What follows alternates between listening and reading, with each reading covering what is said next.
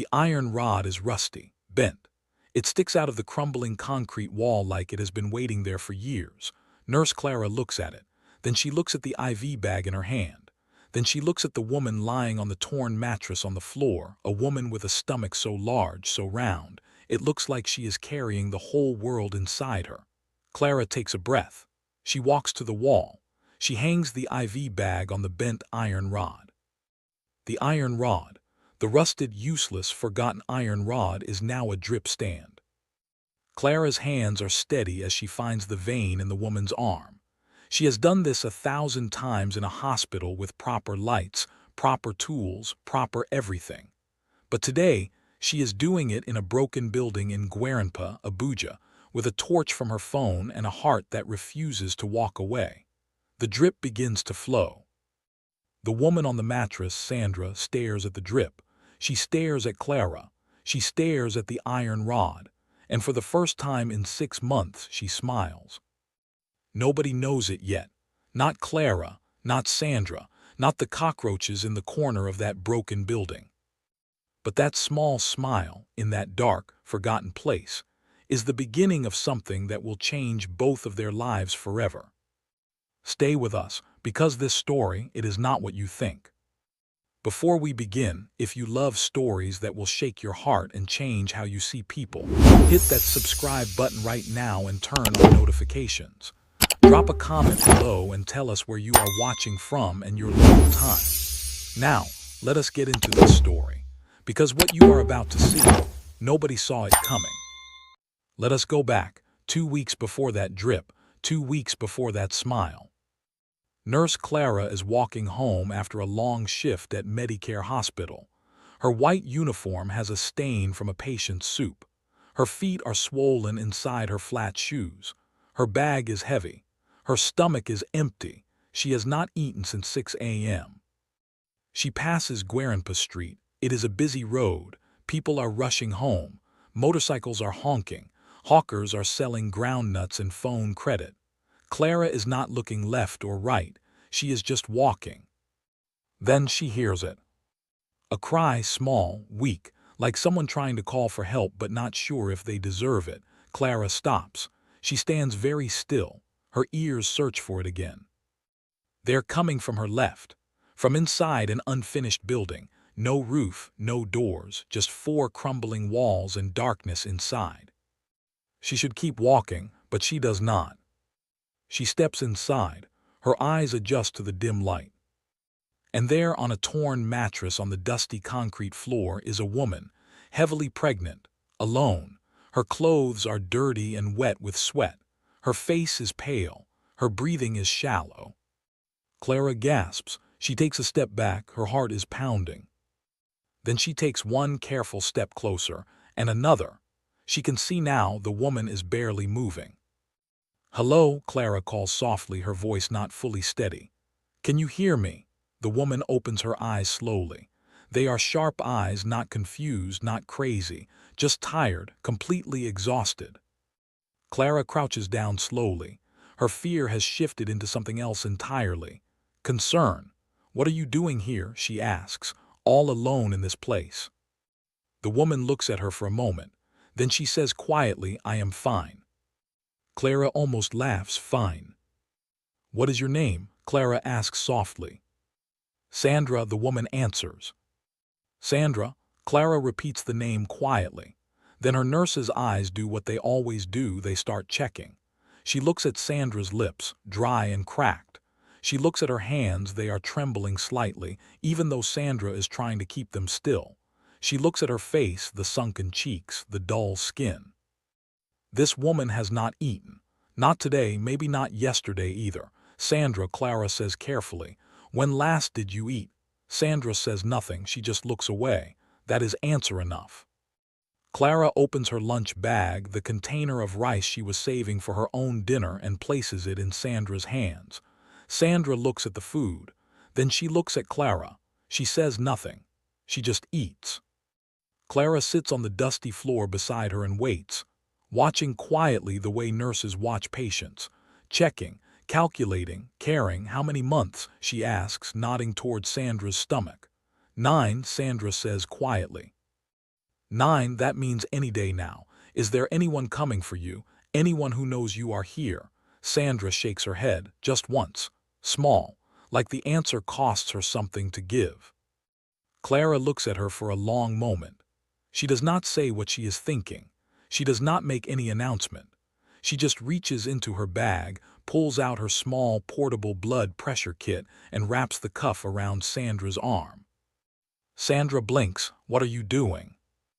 My job, Clara says simply. Hold still. Nobody asked her to do that. Nobody told her to. She just decided, quietly, privately, in the way that some people make the most important decisions of their lives, that this woman was not going to be alone anymore. And just like that, without planning it, without telling anyone, without asking for anything, Nurse Clara begins to take care of a homeless pregnant stranger. Every single day. After her shift, no matter how long the day was, Clara walks to that building. She brings food, she brings water, she brings her portable blood pressure kit, the small one she bought with 3 months of savings. She checks Sandra's blood pressure. She monitors the baby by pressing her trained hands gently on Sandra's stomach, feeling the position, the movement, the heartbeat. One evening, about 2 weeks after that first night, Clara arrives at the building and stops at the entrance. Something is different. Sandra is not sitting up the way she usually does. She is lying very flat, her breathing heavier than normal. Clara walks quickly to her side and crouches down. Then she sees Sandra's legs. They are swollen, badly swollen, like 2 balloons stretched to their limit. Clara has seen this before. She knows exactly what it means, and she knows it cannot wait. She presses 2 fingers gently into Sandra's ankle. The skin sinks in and stays. Clara's jaw tightens. I need to give you a drip, she says. Sandra looks around at the crumbling walls, the open roof, the darkness. Here, in this place. Yes, Clara says, here. She opens her travel medical bag, the small one she keeps for home emergencies, and brings out the IV bag and the drip line. Everything she needs is there. She has been carrying it every evening without knowing exactly why. Now she knows why.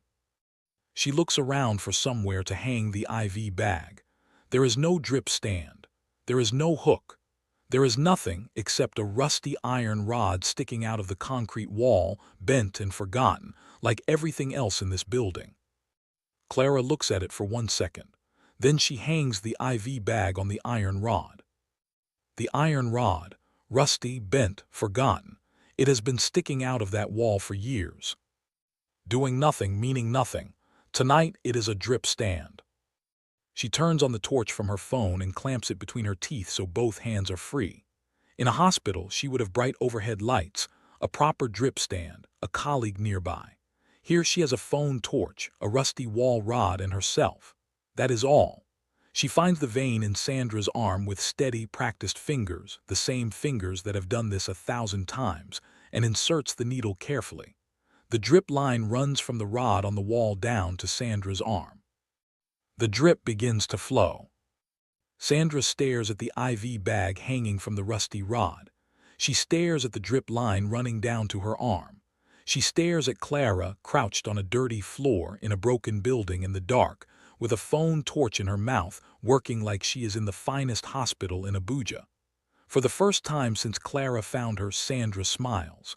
Not a big smile, just a small, quiet one.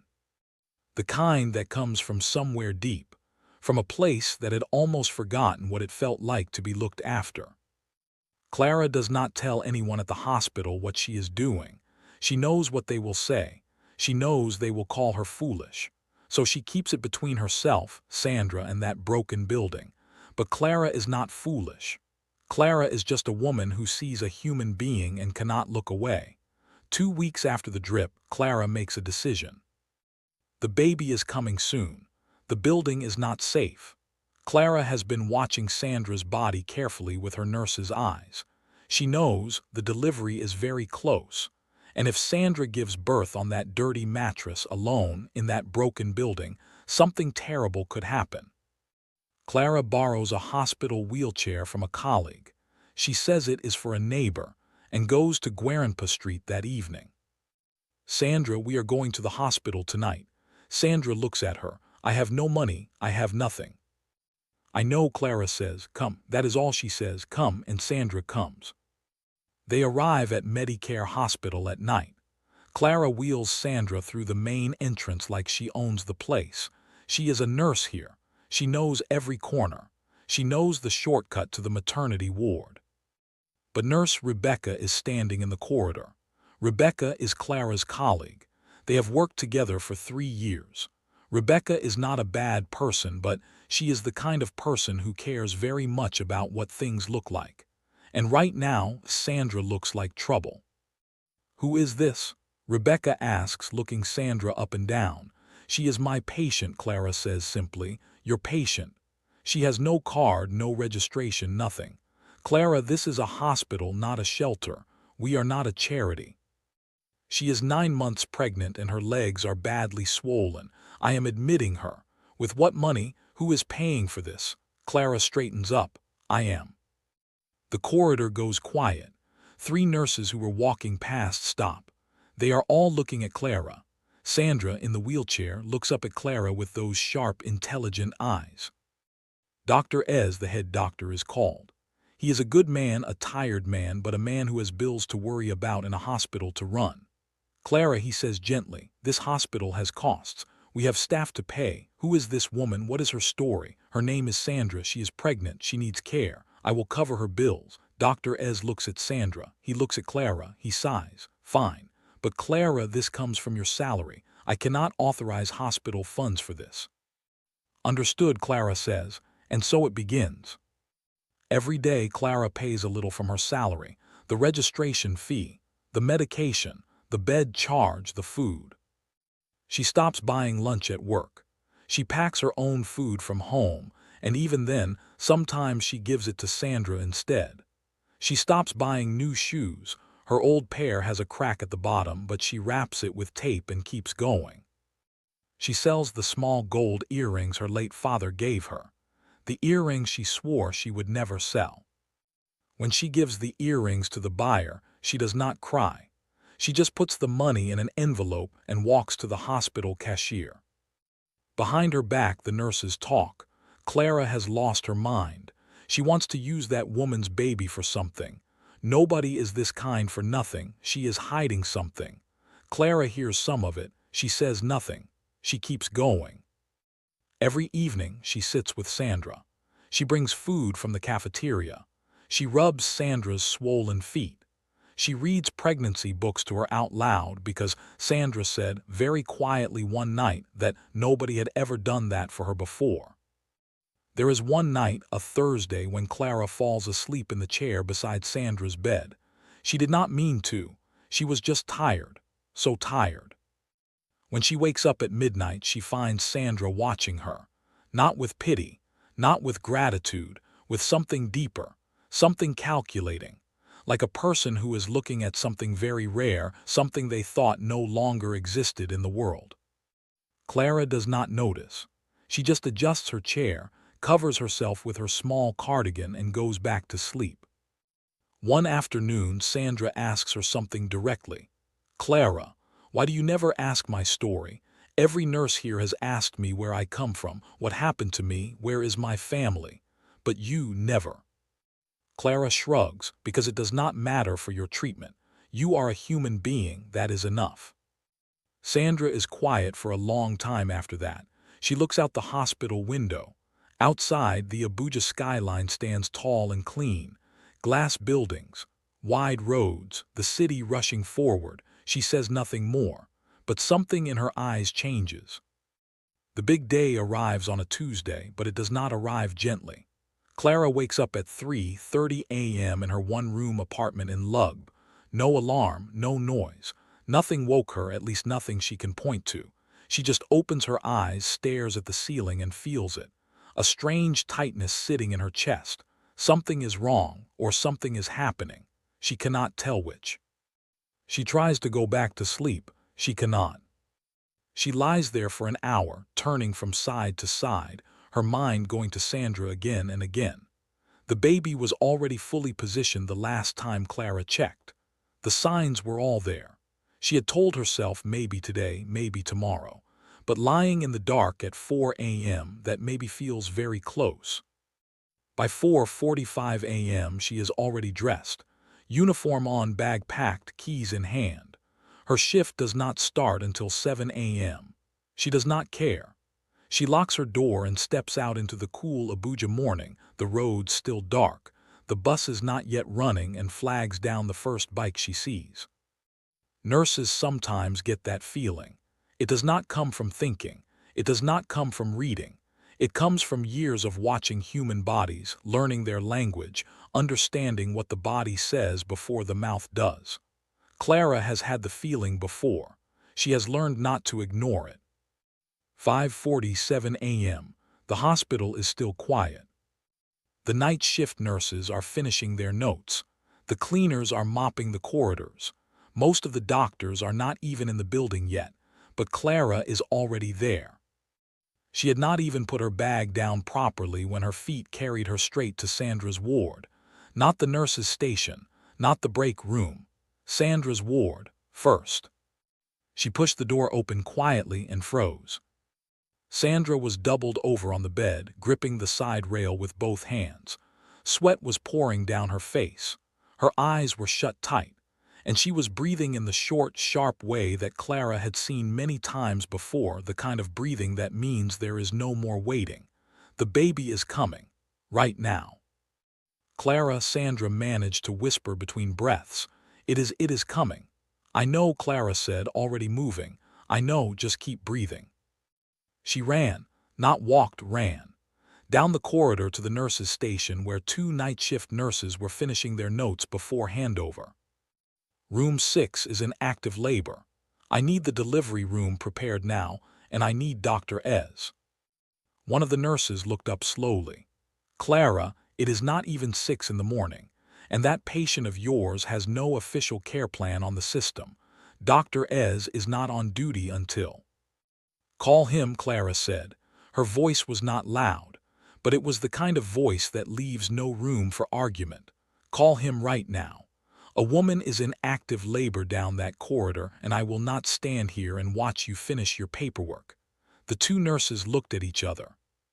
Clara did not wait for them to decide. She picked up the desk phone herself and dialed Dr. Ez's number. It rang 4 times. Hello, Dr. Ez's voice was thick with sleep. Sir, it is Clara. Sandra in room 6 is in active labor. I need you here. Clara, my shift does not start until, sir. Please, she paused just for a second. You are a good doctor. I know you are. She needs you right now. A long silence on the line. I will be there in 15 minutes, he said. And the line went dead. Clara put the phone down and turned to the 2 nurses. Delivery room. Now, both of you. One of them opened her mouth to protest. Clara was already walking back down the corridor. They followed. By the time they got Sandra into the delivery room and onto the bed, her contractions were coming fast, barely 2 minutes apart. Clara was right beside her, holding her hand, talking her through every single one. I am here. I am right here. Breathe. That is all, just breathe. Sandra squeezes Clara's hand so hard that Clara later jokes her fingers will never be the same again. The labor lasts 1 hour and 40 minutes. Baby 1 comes, a boy, screaming, loud and angry and beautiful. Everyone in the room smiles. Then Dr. Ez's face changes. He looks up. There is another one. The room freezes. Baby 2 comes 12 minutes later. Another boy, also screaming, also angry, also absolutely perfect. Twin boys. Clara is crying. She did not even realize when the tears started. The other nurses are emotional. Dr. Ez clears his throat very loudly and suddenly finds something very interesting to look at on his clipboard. Sandra lies back on the pillow, exhausted. They place both bobbies on her chest, one on each side.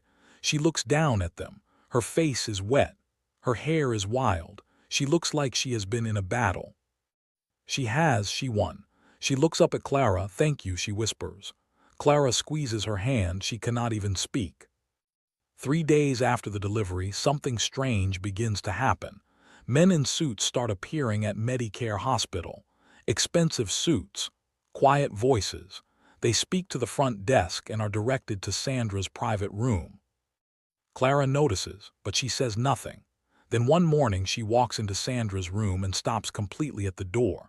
Sandra is sitting up in bed, but she looks like a completely different person. Her hair freshly done, sleek and neat. She is wearing a silk robe. A laptop is open in front of her. Two men in expensive suits are standing on either side of the bed, holding notepads, taking notes as she speaks. Sandra's voice, it is different.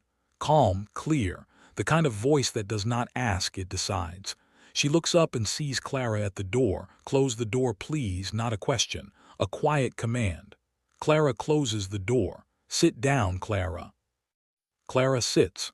The two suited men step out of the room quietly, and Sandra closes the laptop. She looks at Clara for a long, long moment. Then she speaks. "My name is not just Sandra. My full name is Sandra Cole. I am the Chief Executive Officer of Cole Properties and Investments, the largest private real estate company in Nigeria." Clara's mouth opens. Nothing comes out. "I have assets worth over $90 million. My company owns 11 buildings in Abuja alone, 3 shopping centers in Kano, and land in 6 other states." Clara is still not speaking. She is looking at Sandra like she is seeing her for the first time. "I have an office on the 14th floor of Cole Tower. You can see it from this window." Clara turns slowly. She looks out the hospital window. Their tall, clean, modern, with glass windows catching the Abuja morning sun, is a massive building. And across the top, in huge silver letters, COLE. Clara stares at it. She has walked past that building hundreds of times on her way to work. She has looked up at it and thought, what must it feel like to work in a place like that? She turns back to Sandra. Her voice finally comes, but the building, the mattress. Sandra's face becomes serious. No more softness. This is the face of a woman who has fought and survived something terrible. 6 months ago, my business partner stole everything from me. Sandra pauses. She looks at Clara carefully, then adds, "His name is Richard Cole. My husband." Clara's breath catches. "We built Cole Properties together, or so I believed. For 8 years I gave him everything, my trust, my business, my life. Then I discovered I was pregnant. I told him. 2 days later he moved. He emptied the company accounts. He took the official documents and the company seal. He went before my board of directors and told them the pregnancy had made me mentally unstable, that I could no longer lead. They believed him.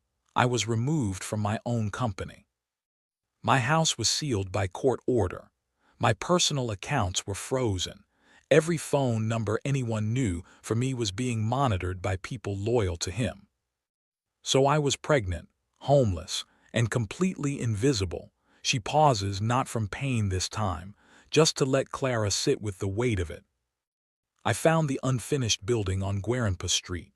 It is one of my own small projects, a personal investment I never included in our joint company records. Richard did not know it existed. My name alone is on the land documents. So I hid there, while my 2 most trusted lawyers worked quietly on the outside, gathering evidence, filing the right papers, building the case to take everything back." "You were hiding," Clara says softly. "I was surviving," Sandra corrects. Then just slightly her expression softens. 3 days after the boys were born, while you were sitting beside my bed, my lawyers called. The court had ruled in my favor. Richard had been removed from Cole Properties by court order. My accounts were unfrozen. My house released. The company seal returned. Everything was coming back. That is why the men in suits came, Clara says quietly, the pieces finally lining up in her mind. Yes, my company secretary, my head of legal, my personal assistant, people who had been searching for me for months and could not find me. The moment my accounts went live again, they traced me here through the hospital admission records. Sandra looks down briefly. When they walked into this room and I saw their faces, I cried for the first time in 6 months. Not because of the money. Not because of the company, because I had been found. The room is very quiet, and in 6 months of surviving, of sleeping on a mattress, of being invisible, of being nobody, Only one person stopped. Only one person helped. Not because of who I was, not because of what I owned, just because I was a human being on a mattress. She looks at Clara steadily. That person was you. Clara does not know where to look. Her eyes fill up, she blinks fast, trying to hold it together. The next 48 hours at Medicare Hospital are like nothing anyone has ever seen. A transfer alert lands at the hospital accounts department. Then another. Then another. Sandra Cole, CEO of Cole Properties and Investments, has paid every single outstanding bill. Every penny Clara spent from her salary, every lunch Clara skipped, every medication, every bed charge. And then a separate transfer, a donation to the Medicare Hospital maternity ward, an amount so large that Dr. Ez is called urgently to the accounts office and has to sit down for several minutes before he can speak. He approves it with shaking hands. News travels fast in a hospital. Within 1 hour, every nurse and doctor in Medicare knows who Sandra Cole is. Nurse Rebecca, the same Rebecca who blocked the entrance and said, "We are not a charity," suddenly becomes very friendly. She starts appearing near Sandra's room with a wide, warm smile. She brings flowers. She asks if Sandra needs anything. Sandra looks at her once, just once. Very calmly, "I remember you," she says. Rebecca's smile disappears slowly like air leaving a balloon. She does not come back. On the morning Sandra is to be discharged, she calls Clara into her room one last time.